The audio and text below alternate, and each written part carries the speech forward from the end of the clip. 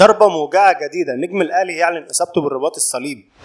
تلقت جماهير النادي الأهلي خلال الساعات القليلة الماضية صدمة قوية وموجعة عقب إصابة نجم الفريق الأحمر بالرباط الصليبي، حيث خضع اللاعب للعديد من الفحوصات الطبية من أجل الإطمئنان على حالته الصحية. وكشف عمر سيد معوض لاعب النادي الأهلي خلال الساعات القليلة الماضية عن إصابته بقطع في الرباط الصليبي للمرة الثانية، وهو ما أبدى زعل المسؤولين داخل الفريق الأحمر والجماهير، لأن اللاعب يعد من المواهب النادرة داخل القطاع. ونشر عمر سيد معوض عبر حسابه الرسمي على مواقع التواصل الاجتماعي انستجرام رسالة قائلا فيها: الله يعطي أصعب ما عركه لأقوى جنوده، الحمد لله دائما وأبدا.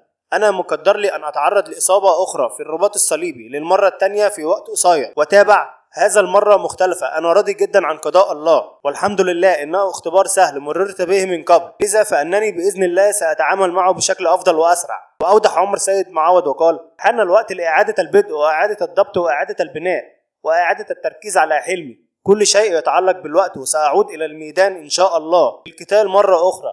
لقد خسرت مرات عديدة، لكن هذا المرة هي مجرد البداية ولن تنتهي حتى أفوز. 6 غيابات في الأهلي خلال لقاء الاتحاد السكندري، وعلاقات الخطيب تحسم صفقة المدافع المحلي الجديد.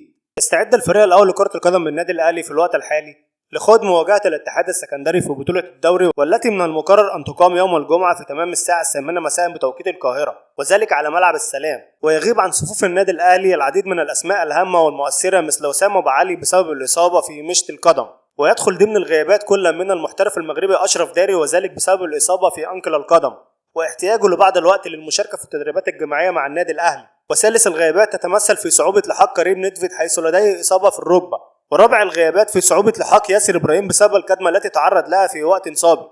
وخامس وسادس الغيابات في عدم لحاق الثنائي علي معلول وكريم ندفيد في ظل تأهيل الثنائي من الإصابات الطويلة.